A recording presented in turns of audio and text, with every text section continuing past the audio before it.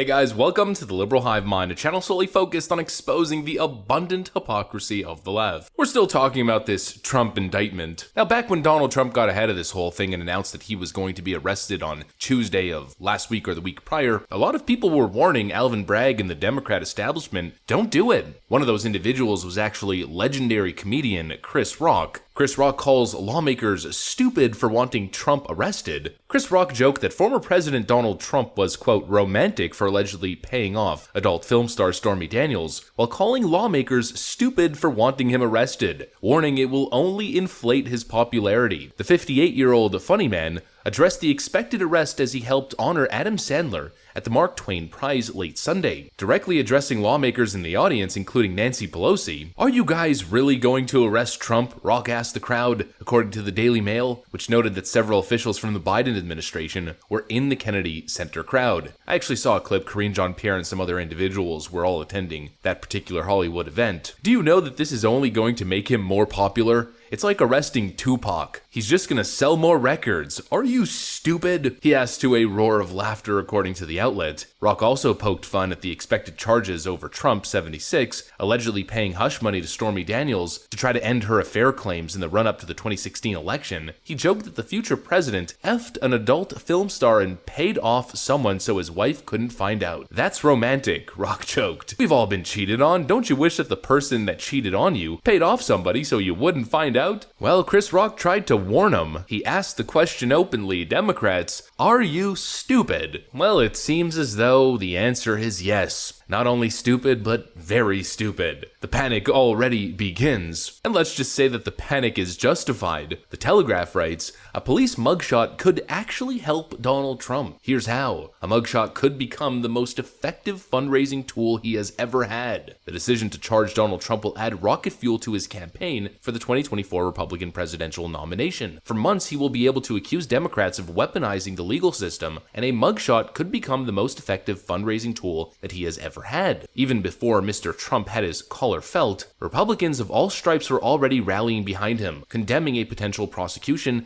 as politically motivated. Republican-led committees in Congress are launching investigations into Alvin Bragg, the prosecutor bringing charges over the hush money payment to adult star Stormy Daniels. They are accusing Mr. Bragg, the Manhattan District Attorney and elected Democrat, of an unprecedented abuse of power. Already you notice the tone is starting to shift a little bit, but I really want to focus on one specific sentence. For months, he will be able to accuse Democrats of weaponizing the legal system, and a mugshot could become the most effective fundraising tool he has ever had. Well, I don't think the right word is could, that it could become the most effective fundraising tool he has ever had. I think rather the word is, it is or it has become already the most effective fundraising tool that he has ever had. After indictment, Donald Trump has raised over $4 million in 24 hours. Donald Trump raised over $4 million towards his 2024 presidential run in 24 hours after a Manhattan grand jury indicted the former U.S. president on charges related to paying off an adult film star, his office has said. According to the former president's campaign, over 25% of donations came from first-time donors to the Trump campaign, further solidifying his status as the clear frontrunner in the Republican primary. This incredible surge of grassroots contributions confirms that the American people see the indictment of President Trump as a disgraceful weaponization of our justice system by a Soros-funded prosecutor, it said in a statement on Friday. With an average contribution of only $34, Trump's 2024 campaign is funded by an unmatched coalition of hardworking patriots who are fed up with special interest donors like Soros spending billions of dollars to influence our elections. Absolutely frickin' based. You know, it's funny because we see these Democrats always arguing that big money shouldn't be in politics, but I don't know if that's really what Democrats want. If big money and big media influence was to be removed from the political game, they would be toast, because all these establishment Democrat politicians are propped up by billionaire puppeteers like George Soros. Meanwhile, Donald Trump is a grassroots legend. The average donation to the Trump campaign is $34, and he's managed to secure $4 million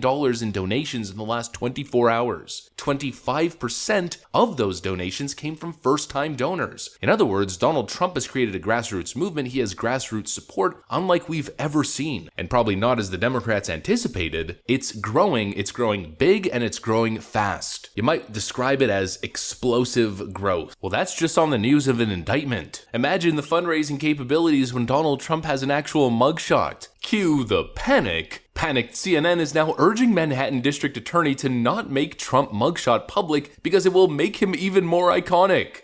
One thing I want to say, about how he is handled on Tuesday. If I were the DA, if I would advise him, and I'm not a lawyer, I'm a political strategist, but I would give him every courtesy that I could. I would certainly not handcuff him. David's right. I think he would love that picture. I would make very sure that booking photo is not released.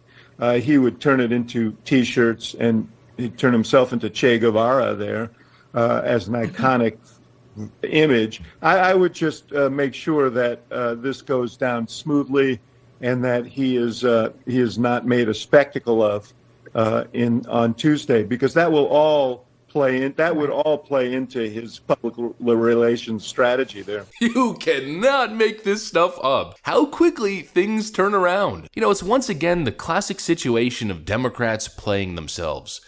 Congratulations, you played yourself. Remember when Joe Biden tried to coin the phrase ultra MAGA? Oh, those ultra MAGA terrible Trump people. And then all of a sudden you saw ultra MAGA all over t-shirts, people identifying as ultra MAGA in their Twitter bios and all over social media. It backfired big time. To be completely honest, I've been saying the last couple of days how Democrats just want that mugshot. They want that mugshot, and they want to add on once indicted to the whole twice impeached, once indicted, single-term former President Donald Trump. They think that's going to help them politically, but I think the whole thing's going to backfire big time. Donald Trump already has the image of a badass. That's kind of why people like him. If anything, a mugshot might give him more, metaphorical street cred. Greg Gutfeld made a great point on his show the other day. I don't see things left or right anymore. I see things as inside and outside. Oh, yeah. There were two people that were targeted this week.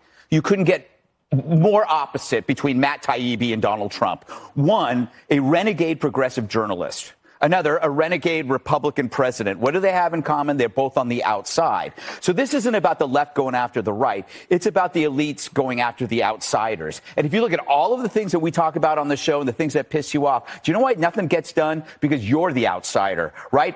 If you're concerned about the border, if you're concerned about crime, if you're concerned about inflation, and if you happen to like Trump, you're an outsider. Inside elites have no concerns about anything. They don't live in the border states, right? They don't have to worry about crime. They don't have to worry about guns because they got private security. As for Trump, they hate him. They don't care if he was feared by foreign powers. They don't care if he had a good economy. They just don't like him. They kept that. This guy's getting prosecuted because of tweets, because they mentally deranged him. This is the first prosecution based on Trump derangement syndrome. We know that. We know this is political. Don't pretend that this is over an unindicted co-conspirator. That's garbage. Now, Donald Trump's biggest strength since day one has been his image as an outsider. The campaign line is, they're coming after me because I'm in their way. Like I said in a previous video I recorded, 2024 seems to be gearing up as Drain the Swamp 2.0. They're giving him the exact angle he needs. They're going to turn him into a political superstar, more so than he already is, more of an icon than he already is. This whole indictment nonsense roller coaster of emotions started, of course, with justifiable outrage. The whole thing is patently ridiculous, and obviously is deeply concerning and troubling. Who knows where this kind of politicization and weaponization of the justice system will lead, but also at the same time, the more information we get, the further we move forward and the further we move along, the less frustrated I am about this whole thing, and the more excited I am for the prospects of a Trump mugshot, and just how absolutely rock and roll the Trump campaign is going to be as it starts pushing forward and pushing back against the establishment. There is more motivation to support Donald Trump than ever before, and there is more credibility attached to the famous slogan, "Drain the Swamp," than ever before as well. That's what I got for you guys though. Hopefully you enjoyed this video. If you did, make sure to leave a like and possibly subscribe to the channel. Thanks for watching, folks, and I'll see you on the next one.